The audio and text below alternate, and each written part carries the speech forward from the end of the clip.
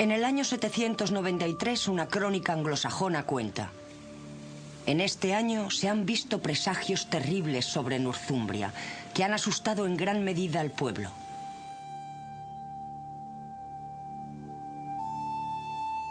Consisten en enormes torbellinos, relámpagos de luz y fogosos dragones voladores.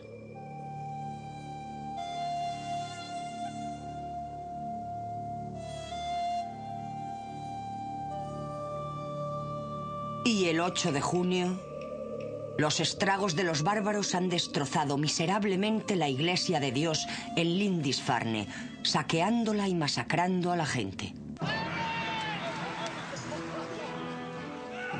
La era vikinga había irrumpido en la historia.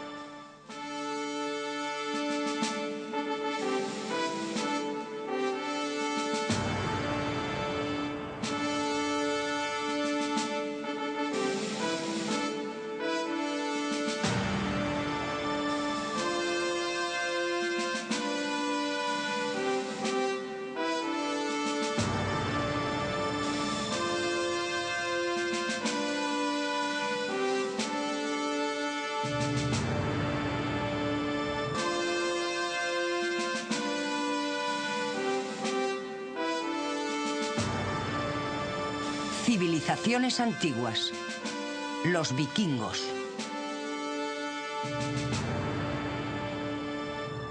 La imagen que tenemos de los vikingos es la de una manada de lobos sangrientos, no muy diferentes a los actuales ángeles del infierno, aterrorizando a gente inocente y pacífica, especialmente a los clérigos. Su llegada era súbita e inesperada. En cosa de pocos años, fueron temidos por todo el mundo cristiano.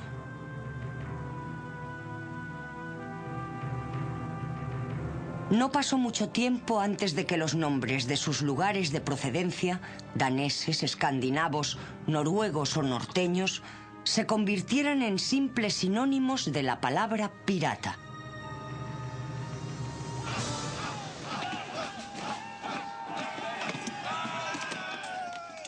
La época vikinga se ha caracterizado por ser una violenta explosión de paganismo anticristiano.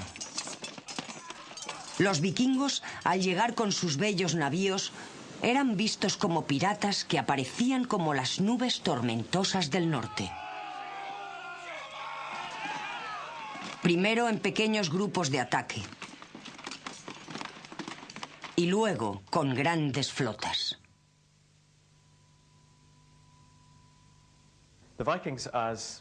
Los vikingos, tal y como los conocemos, venían de una zona de la Europa del Norte, Escandinavia, conocida como Noruega, Suecia y Jutlandia, que es la parte septentrional de Dinamarca. Aunque recibían diversos nombres, eran conocidos colectivamente como vikingos.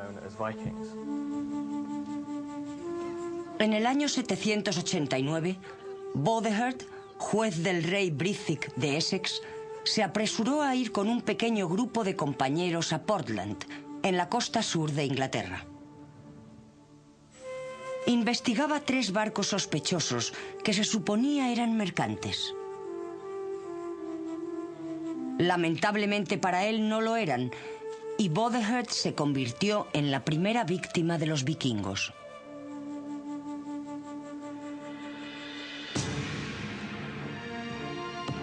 Los extranjeros le mataron a él y a sus compañeros. Y como señala la crónica anglosajona, estos fueron los primeros barcos de daneses que llegaron a la tierra de los ingleses. Tras este primer y amenazador encuentro, Durante 4 años no se vuelve a oír hablar de los extranjeros bárbaros del norte. Más tarde irrumpen impetuosamente sacudiendo a la cristiandad desde sus raíces con el saqueo de Lindisfarne, la Isla Santa.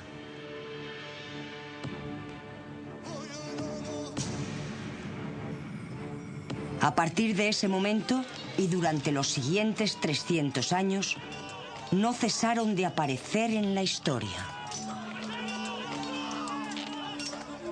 Si leemos las crónicas anglosajonas, todos los años se mencionan oleadas de incursiones vikingas en lo que ahora llamamos las Islas Británicas. Era un problema endémico.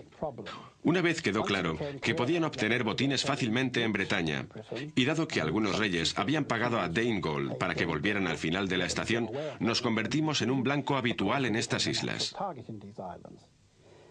Lo que siempre me ha fascinado es que no solo nosotros hemos recibido este trato. Un poco después en la historia nos encontramos con flotas de vikingos navegando por el Mediterráneo hasta Sicilia e incluso Constantinopla. Y en Santa Sofía, la gran catedral que hoy es una mezquita en Estambul, justo arriba de la galería de la gran cúpula hay unas marcas que fueron grabadas con un cuchillo en el mármol de la balaustrada. Godric estuvo aquí. Era una especie de vándalo del siglo IX, un individuo duro como otros muchos de las futuras generaciones, que se aburría con la misa que estaban oficiando abajo.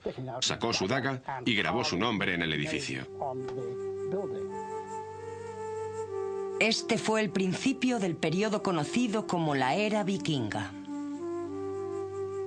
Navegando hacia el sur, los vikingos se establecieron en las islas Orkney y en Shetland.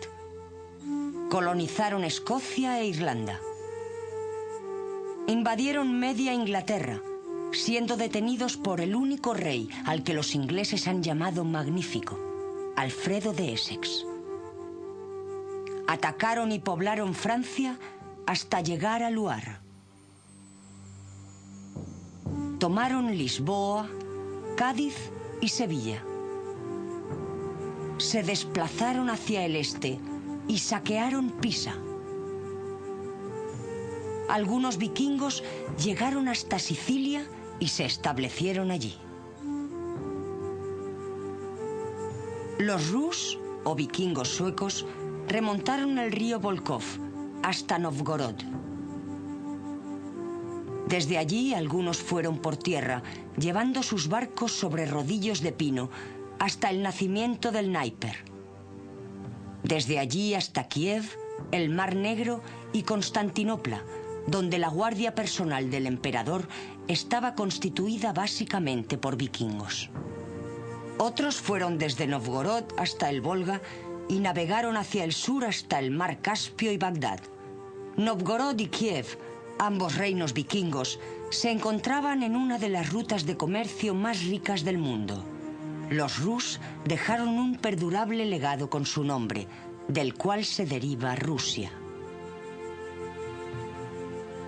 Navegando hacia el oeste, los vikingos colonizaron Islandia y Groenlandia, en donde Eric el Rojo fundó una colonia en Brattahlid.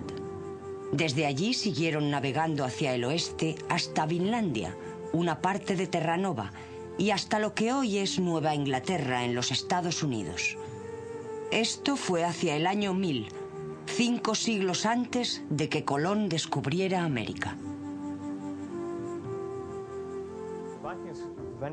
Los vikingos llegaron a Norteamérica sobre el año 1000. Y Leif el Afortunado, más conocido como Leif Erikson, fundó una colonia llamada Vinlandia, en lo que hoy es Terranova.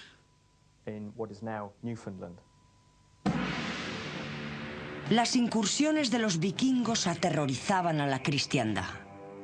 Algunos creían que la rapidez con la que llegaban y se marchaban era imposible sin una ayuda demoníaca. De este modo, a su creciente reputación de brutalidad salvaje se añadió una misteriosa aura de magia que hasta cierto punto persiste incluso hoy. ¿Se merecen esa reputación de banda de desalmados que iban por el mar interesándose solo por los botines fáciles y el pillaje?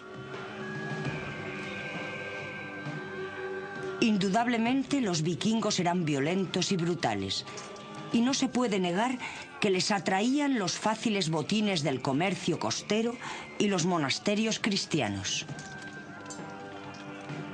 Pero era una época violenta. Y Europa todavía estaba fragmentada tras la caída del Imperio Romano Occidental, dividida por luchas políticas y acosada por la creciente presión de los musulmanes del norte de África.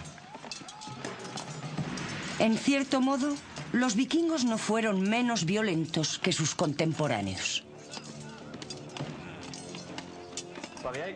En el siglo VIII, el Imperio Carolingio de Europa Occidental y el Imperio de Inglaterra se habían hecho relativamente seguros. También se habían hecho muy ricos, y estas zonas ofrecían buenas ganancias a los salteadores que no estaban bajo el control directo de la cristiandad. En realidad, Europa estaba amenazada desde tres direcciones principales. Al sur estaban los sarracenos que partieron desde África del Norte, subiendo por la península ibérica. Estos establecieron bases en el sur de Italia y en el sur de Francia. Al este se encontraban los magiares, un grupo de escandinavos que había establecido su base en lo alto de la llanura húngara. Empezaron a saquear tan pronto como llegaron allí. Al norte y al oeste estaban los vikingos, que lanzaron sus ataques marítimos contra estos territorios. Paradójicamente, los escandinavos ven este periodo como una edad de oro de expansión económica, que afectó profundamente a la herencia mercantil y artística de Europa. Los historiadores modernos han empezado a reevaluar el periodo, y hay quien lo ve como una explosión de energía que surgió de una de las pocas regiones estables de Europa en aquella época. La era vikinga se sitúa en el bien llamado Período Oscuro, del que tenemos pocos datos escritos, sobre todo de los vikingos. El mito se disfraza de realidad. La leyenda se presenta como hecho. Y las mejores historias son las menos fiables.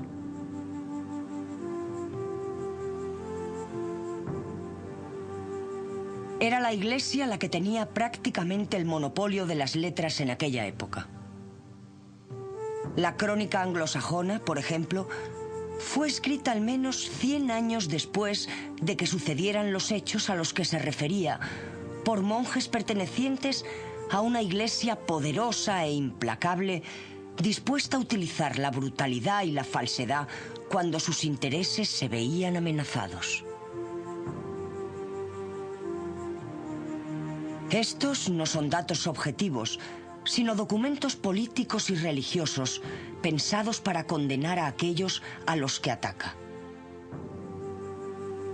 Los vikingos, adoradores de dioses no cristianos, eran una amenaza para su religión. Y la Iglesia cristiana nunca fue capaz de tomarse a la ligera tal situación.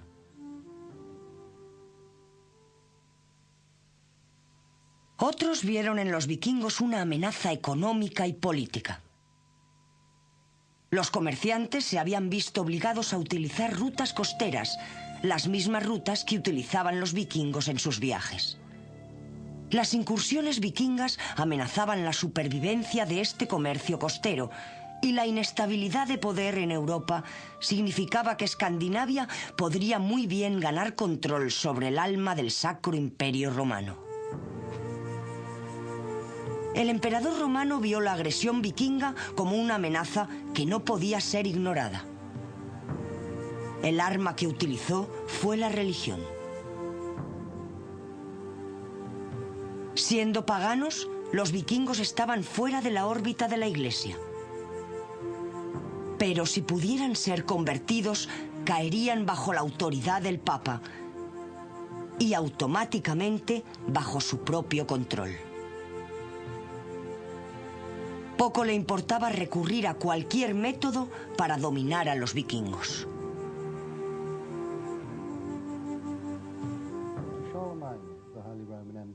Para el Santo Emperador Romano, los vikingos suponían dos amenazas distintas, ambas muy serias. En primer lugar, suponían una amenaza económica.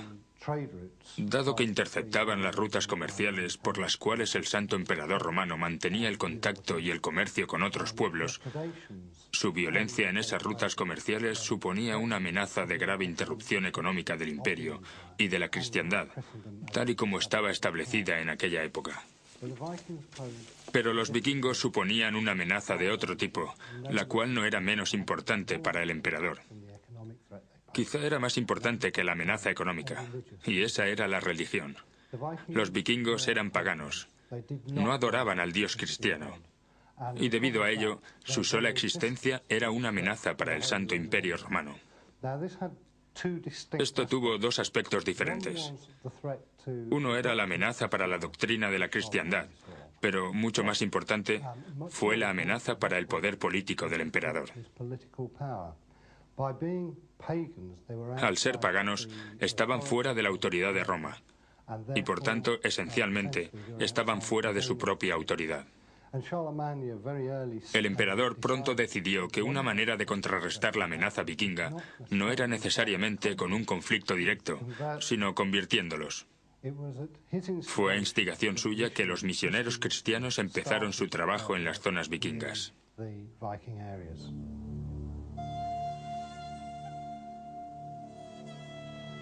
La dura geografía de Escandinavia definió a su pueblo y, por último, su lugar en la historia. El mar era lo primordial de su vida. Era esencial tanto para la vida como para las comunicaciones.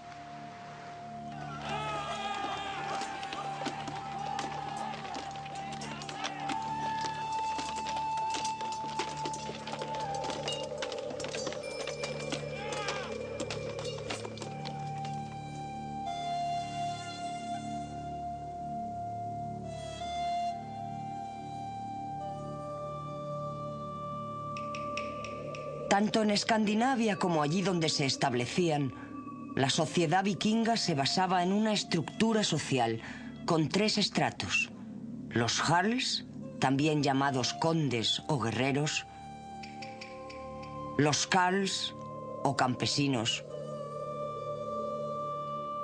y los thralls o siervos.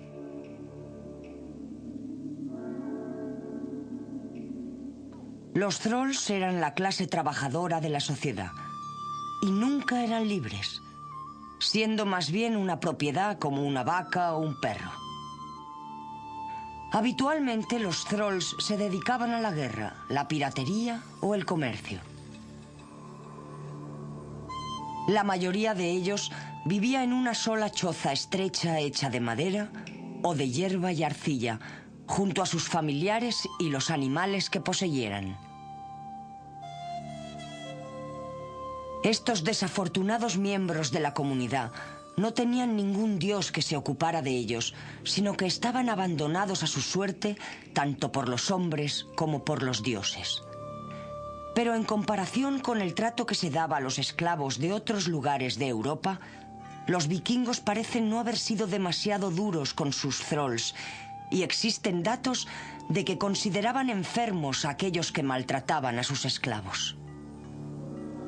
A los thralls también se les permitía tener posesiones y tiempo libre para trabajar en su propio provecho, y en circunstancias favorables podían comprar o ganarse su libertad.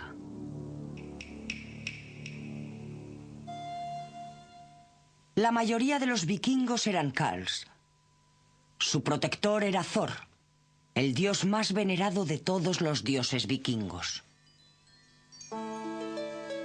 Los carls eran minifundistas y hombres libres, y abarcaban desde los indigentes hasta la gente de más poder y riqueza. Como hombres libres mantenían una sociedad basada en el parlamento para hacer las leyes. Podían también elegir reyes o decidir un cambio de religión, tal y como hicieron en Islandia en el año 1000.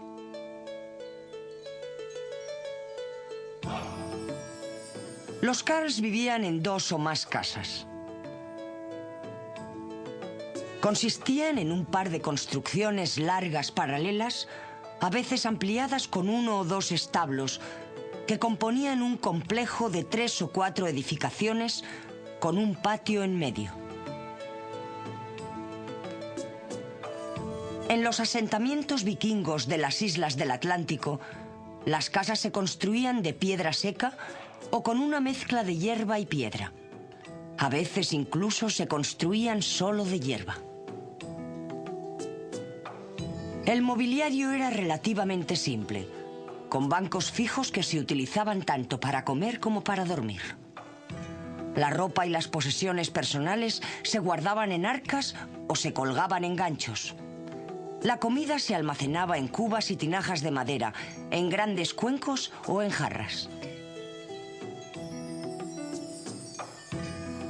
El suelo era generalmente de tierra, temporalmente cubierto de cañas o paja. Desde el techo se suspendía una caldera sobre el fuego para hervir caldo o carne. También se utilizaban parrillas de hierro. La carne se hacía en un asador. La carne y el pescado también se cocinaban en agujeros en el suelo envueltos con piedras calientes. Los alimentos se comían con cuchillo en un trinchador de madera. Para beber se utilizaban cuernos, aunque en las casas acomodadas se podían encontrar vasos importados. La dieta básica de los Jarls era bastante variada e incluía pan integral de centeno, gachas de avena y cebada, pescado, especialmente arenques, carne de cordero, cabra, buey, ternera y cerdo, queso, mantequilla y nata, cerveza, aguamiel y, para los ricos, vino. La carne de ballena, foca y oso polar también era importante, especialmente en Noruega e Islandia. Las carnes hervidas eran preferidas a las asadas. Los vikingos también hacían caldos y secaban diferentes carnes y pescados. Un manjar muy especial que todavía hoy se come, sobre todo en Suecia, era el håströmming, que es pescado en putrefacción. Las verduras más usuales eran las coles y las cebollas, acompañadas de bayas y avellanas. La miel se utilizaba extensamente, principalmente como base para el aguamiel.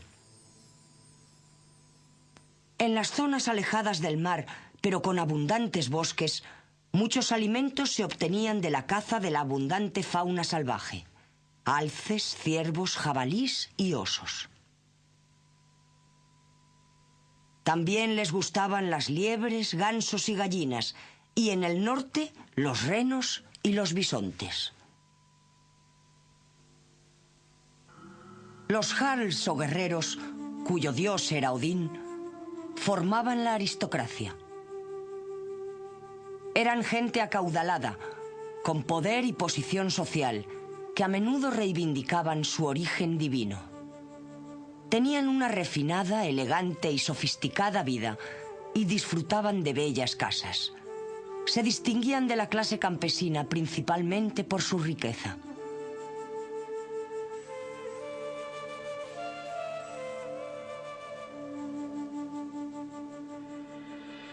Esto se hacía patente por la cantidad de seguidores, joyas, barcos y propiedades.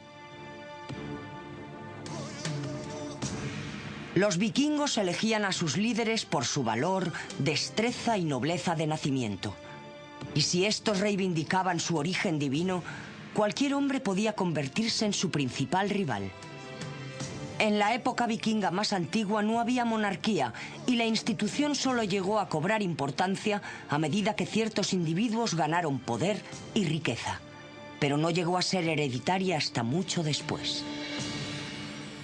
Islandia, sin embargo, se mantuvo firme y rechazó completamente la monarquía. Fue una república desde el principio, gobernada por un sindicato de caciques. La aristocracia la componían padres de familia, que normalmente pasaban los largos inviernos en casa. Sin duda alguna, las grandes descripciones de los festines de Valhalla reflejan en gran medida lo que tuvo lugar en las casas de la aristocracia. Y fueron estos mismos hombres los que reunieron tripulaciones para la exploración, el comercio o la piratería. La ocupación habitual del año, tanto para los nobles como para los campesinos, era trabajar la tierra durante primavera y otoño, hacer expediciones en verano y festejos durante el invierno. Mientras tanto, sus esposas mantenían la casa y la familia, hilando, tejiendo y protegiendo los intereses familiares hasta que sus hombres volvieran con sus botines o sus mercancías. La tierra era enormemente importante y proporcionaba estatus. Una familia podía aumentar su posición social mediante las adecuadas alianzas y a menudo se concertaban matrimonios por las dotes que les acompañaban.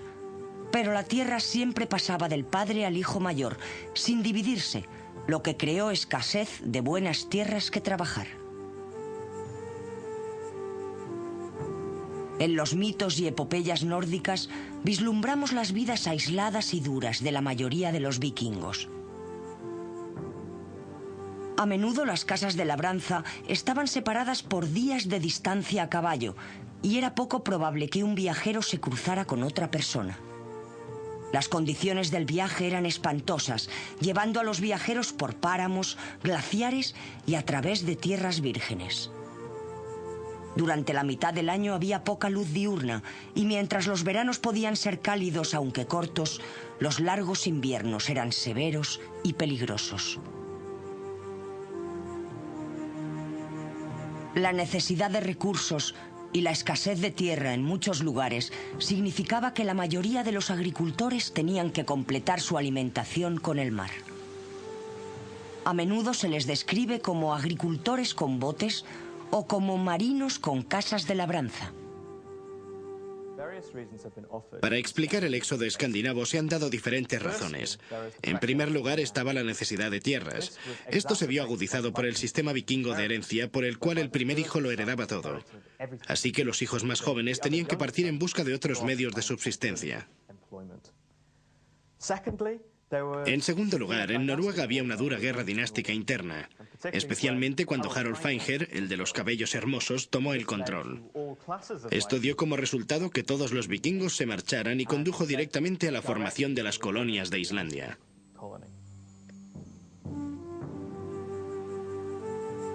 El aislamiento tendió a fortalecer la unidad familiar. La supervivencia exigía individualismo y fuertes lazos familiares de apoyo, especialmente en los tiempos difíciles.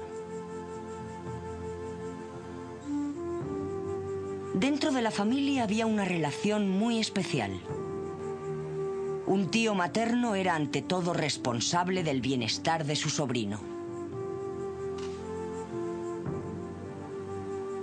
Eran las mujeres las que proporcionaban la comida y el vestido a su familia. Y tanto dentro de ella como ante los ojos de la ley, los hombres y las mujeres tenían el mismo estatus y los mismos derechos. La mujer fue también una figura importante para el chamanismo.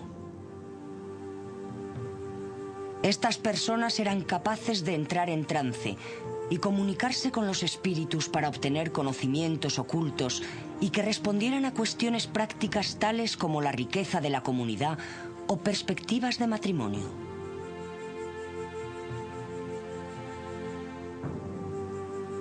La amistad era de vital importancia.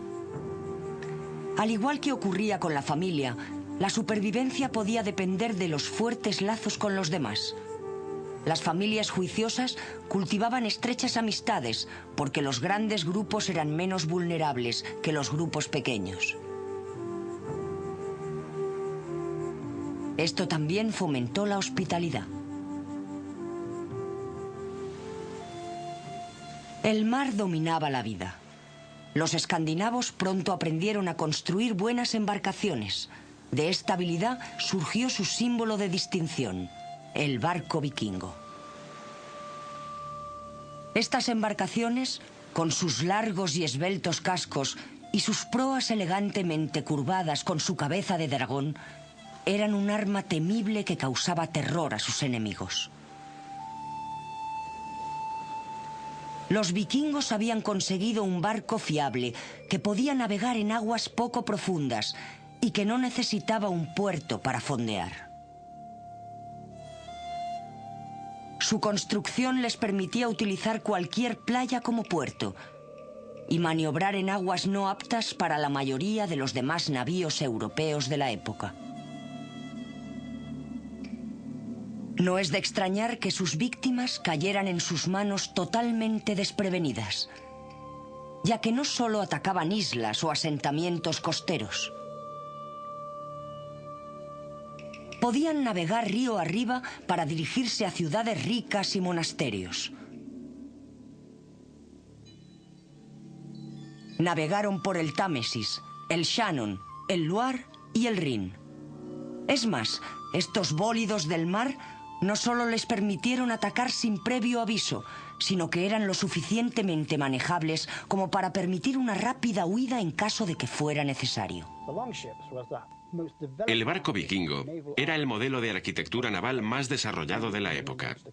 Son trabajos preciosos, con diseños especializados y capaces de recorrer grandes distancias. A veces sus flotas poseían cientos de ellos.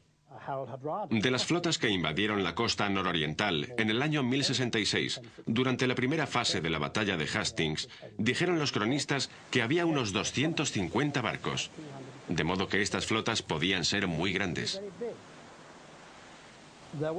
Tuvieron lugar una o dos grandes batallas navales en este periodo, especialmente cuando el rey Alfredo de Winchester y Essex empezó a formar una flota que era capaz de encontrarse con los vikingos en alta mar, y sabemos que ganó uno o dos combates muy duros contra ellos. Pero en lo que a los vikingos se refiere, sus barcos tenían tres propósitos. En primer lugar, llevarles al lugar que iban a atacar. En segundo lugar, aterrorizar a la población con sus famosas proas que llevaban cabezas de dragón. Esto era algo psicológico más que nada, debido al terror que podían causar.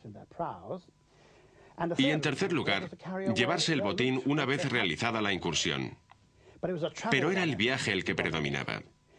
En mi opinión, los primeros que tuvieron esta urgencia de explorar, de sobrepasar los horizontes conocidos por el hombre, fueron los vikingos de aquella época.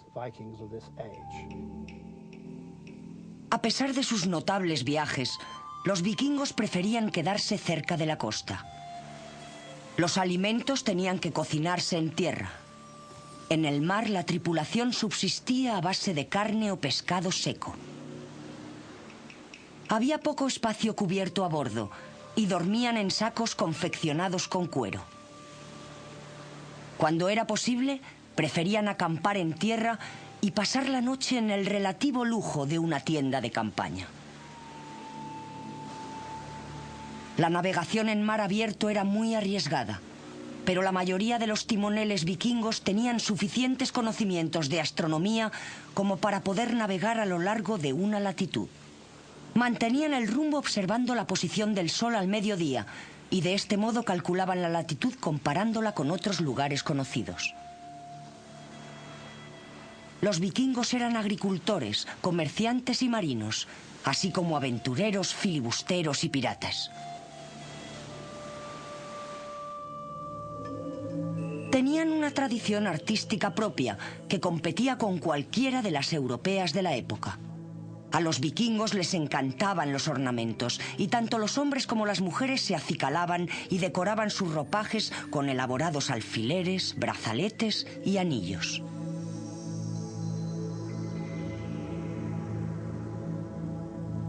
Su arte refleja su carácter y está empapado de vitalidad y vigor. Es recargado y complejo, cualidades que también comparte su poesía. Es esencialmente un arte decorativo, aplicado a una amplia variedad de objetos cotidianos, aspecto principal de la vida diaria.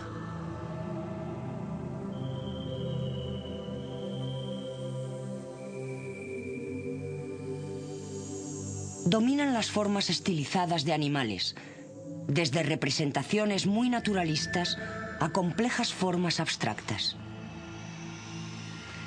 Algunas de ellas son asombrosamente bellas, y su influencia se puede ver en el arte de otras culturas de Europa, incluyendo la anglosajona y la celta.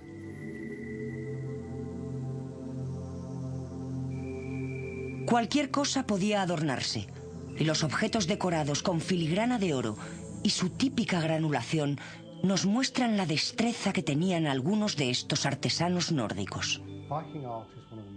El arte vikingo es una de las formas de arte más inconfundibles del mundo. Es vibrante, es rico, es energético, es emocionante. Podríamos decir también, en algunos casos, que es ostentoso. Y los vikingos, conocidos por su austera actitud ante la vida, su austera religión, parecen verter todas sus energías positivas en el arte. Y parte de él es realmente notable. Los vikingos decoraban absolutamente todo. Cualquier cosa que tuviera superficie podía ser decorada. Vestidos, barcos, mesas, alacenas, absolutamente todo. Y todavía quedan algunos ejemplos increíblemente bellos del arte vikingo en los muros de las iglesias, por ejemplo. Y tallas muy bellas.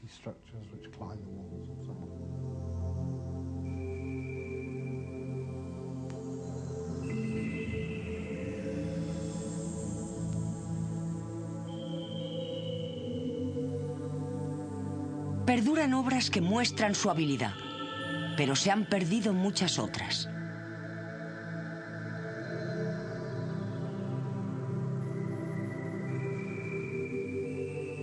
En su arte y su decoración, los vikingos nos revelan un lado ostentoso, incluso deslumbrante de su naturaleza, que está algo reñido con su reputación.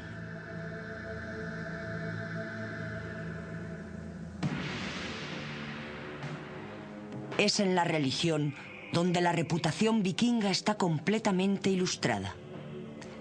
Es difícil imaginar a los vikingos como religiosos en el sentido convencional. Al igual que su paisaje, su religión era dura y prohibitiva. Lo que sabemos de su religión es fragmentario. Una vez que los misioneros cristianos enviados a Escandinavia se hubieron establecido, atacaron con celo todo rastro de paganismo que tan profundamente odiaban. Sin embargo, los nombres de los principales dioses nórdicos siguieron vivos, conmemorados en los días de la semana que estaban dedicados a ellos: martes, miércoles, jueves y viernes, y en nombres de lugares como Wensfield. Se nos habla de una religión poco organizada, sin sacerdocio ni teología desarrollada. Inexorablemente fatalista, predice un juicio final, incluso para los dioses. A diferencia de los mitos cristianos, el bien no triunfaba inevitablemente, sino que tiene que encontrarse con su juicio final. No es difícil ver en esto un reflejo del carácter de los vikingos, hombres de valentía temeraria y ferocidad invencible, más interesados en la muerte y la fama que en el triunfo. Su mitología está basada en un respeto inequívoco por la violencia, casi como un fin en sí mismo. Es difícil comprender cómo una religión así pudo desarrollarse en las espesuras frías y severas del norte, en donde el éxito se medía no por el triunfo sobre los elementos, los cuales indudablemente ganaban al final, sino por el talento para enfrentarse valientemente a la luz del juicio final. No obstante, había un consuelo para los creyentes. Daba sentido al universo, y estos obtenían protectores en la tierra. Había un dios para aquellos que vivían por la sabiduría, otro para los que vivían por la guerra, uno para el que hacía runas, otro para el herrero, y así sucesivamente. Los dioses eran tan generosos que cada creyente devoto, fuera quien fuera su dios, podía estar seguro de tener total protección en todo aquello que hiciera en su vida. La religión de los vikingos era, por supuesto, pagana. También era inspiradora. Era una combinación de mitos, historias, creencias muy arraigadas y una buena dosis de miedo. Era una religión ignorante. Thor, el gran dios de la guerra, era el campeón de los dioses. Freya urdía los destinos de los hombres. Tenemos esta religión que prospera en cierto sentido, aunque sea pagana, y que puede inspirar una cultura guerrera. Y, por supuesto, la gran Basurka ataca cuando literalmente tenían sed de sangre. A menudo se quitaban la ropa, la armadura, el casco y entraban con sus grandes espadas o sus hachas de batalla. A base de puro terror y furia, apenas podían darse cuenta de las heridas que sufrían. Y eso es lo que les hacía tan diferentes, pues creían, al igual que los japoneses en la Segunda Guerra Mundial, que el guerrero que moría en combate iba directamente al cielo o Valhalla, en donde había un festejo interminable en presencia de los dioses para los guerreros valientes que habían aportado su contribución allí abajo. Junto a Thor, el dios nórdico más conocido de todos, está Odín, el tenebroso y colérico padre de todos, señor de las orcas y patrón de la aristocracia vikinga. En la mitología vikinga, Odín era el dios supremo, el dios padre, un dios complejo que exigía sacrificios humanos. Tuvo alrededor de 170 nombres distintos, incluyendo Señor de las Orcas, Señor de los Caídos, Todo Conocimiento y el Dios de un Ojo. Era el dios de la batalla, de la victoria, de la astucia y de la muerte. Era el dios vikingo por excelencia. Aunque Odín era el dios principal, no era de ningún modo el más venerado. Ese honor le corresponde a Thor, el dios del trueno, del que tomaron el nombre del jueves. Gobernaba los truenos y los rayos, los vientos y las lluvias, el buen tiempo y las cosechas. Dios del cielo, de las tormentas, maestro de los relámpagos. Era una enorme figura pelirroja que recorría los cielos en un carro tirado por 2 cabras sagradas. Era un dios práctico y venerado por la gente corriente. En los templos en los que él y Frey eran adorados conjuntamente, era Thor el que siempre se situaba en el centro, en el lugar de honor. De alguna manera, es difícil decir cuál fue el legado de los vikingos. Aparecieron y desaparecieron muy rápidamente en la historia. Y en esta explosión de energía tan corta pero tan intensa, entraron en la historia para salir enseguida.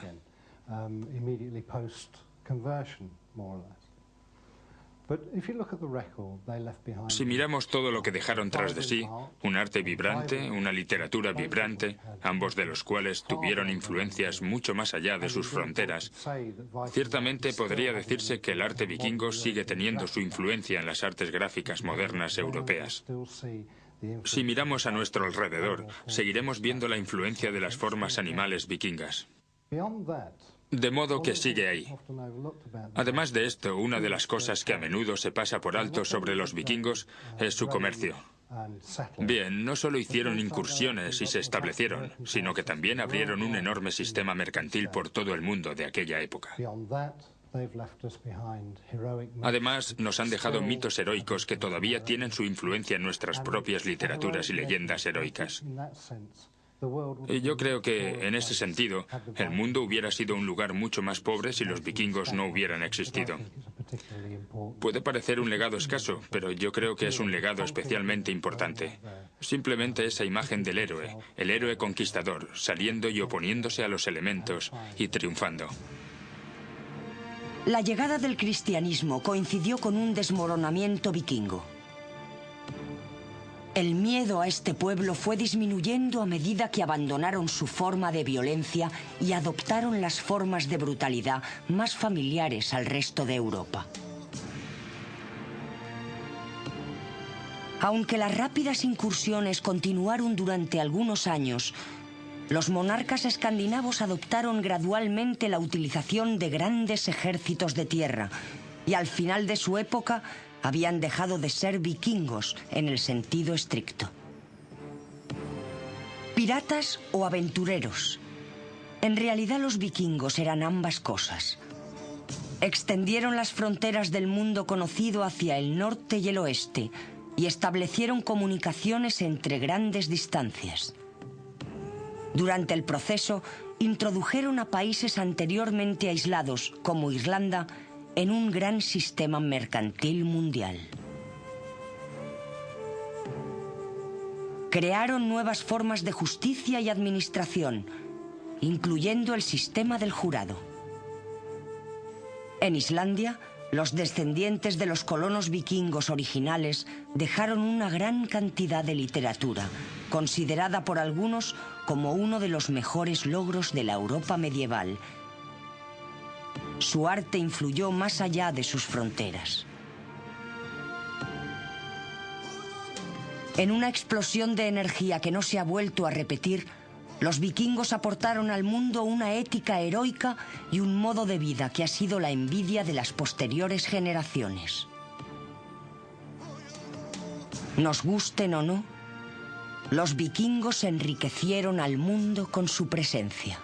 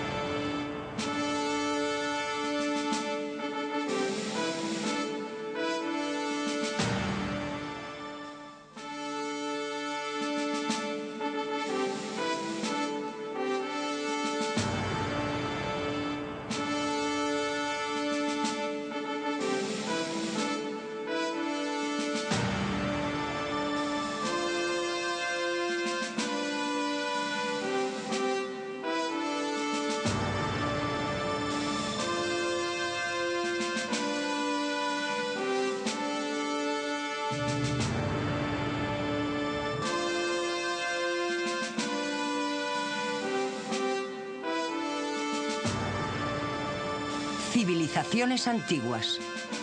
Los vikingos.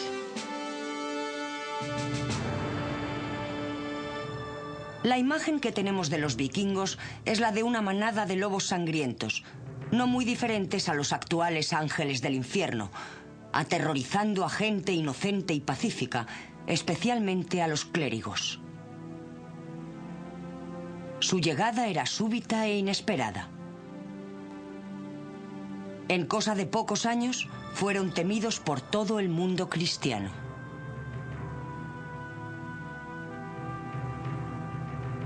No pasó mucho tiempo antes de que los nombres de sus lugares de procedencia, daneses, escandinavos, noruegos o norteños, se convirtieran en simples sinónimos de la palabra pirata.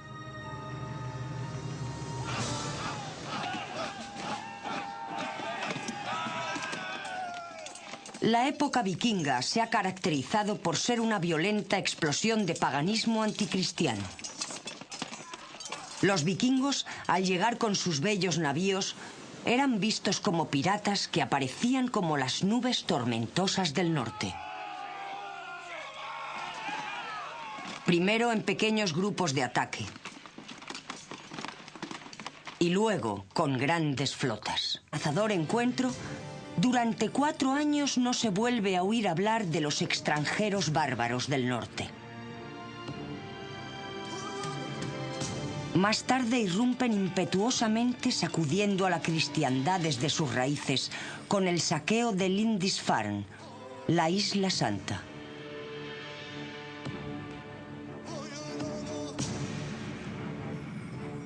A partir de ese momento y durante los siguientes 300 años, no cesaron de aparecer en la historia. Si leemos las crónicas anglosajonas, todos los años se mencionan oleadas de incursiones vikingas en lo que ahora llamamos las Islas Británicas. Era un problema endémico. Una vez quedó claro que podían obtener botines fácilmente en Bretaña, y dado que algunos reyes habían pagado a Danegeld para que volvieran al final de la estación, nos convertimos en un blanco habitual en estas islas. Lo que siempre me ha fascinado es que no solo nosotros hemos recibido este trato. Un poco después en la historia, nos encontramos con flotas de vikingos navegando por el Mediterráneo hasta Sicilia e incluso Constantinopla. Y en Santa Sofía, la gran catedral que hoy es una mezquita en Estambul, justo arriba de la galería de la gran...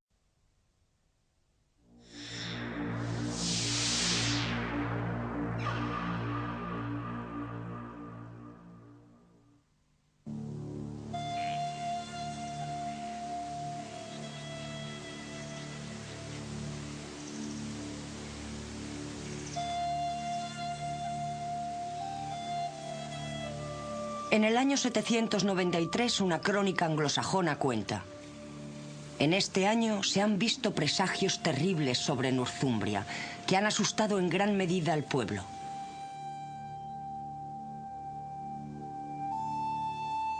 Consisten en enormes torbellinos, relámpagos de luz y fogosos dragones voladores.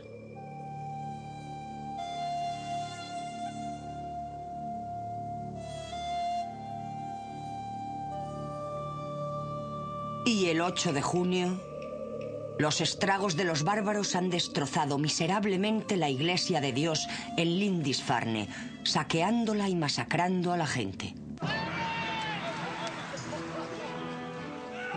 La era vikinga había irrumpido en la historia.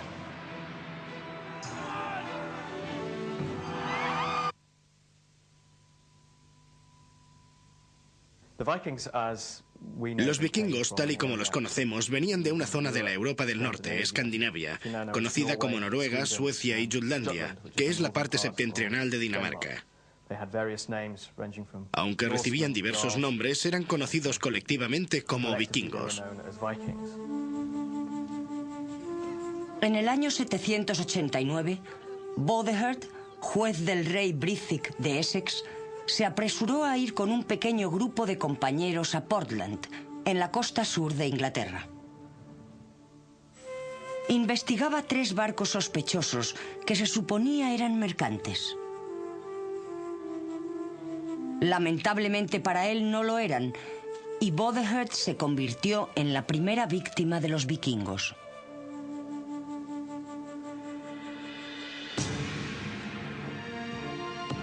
Los extranjeros le mataron a él y a sus compañeros. Y como señala la crónica anglosajona, estos fueron los primeros barcos de daneses que llegaron a la tierra de los ingleses. Tras este primer y amenazante